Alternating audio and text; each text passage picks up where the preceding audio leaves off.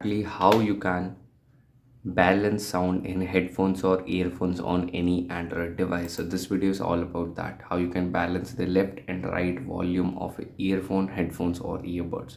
So for this, simply get into your mobile settings first, and here scroll down and you would find the option named as accessibility. As you can see, it's right there. Tap on it, and here you would find something like hearing enhancement or related, something related. So simply tap on hearing enhancement. Now in this section, when you scroll down, you will find left and right sound balance, which is not used for calls but for every other thing like watching reels, watching videos, listening songs or whatever. So as you can see, if there is any connected audio here, you can simply manage this by doing this. Like, this is how you can balance the sound.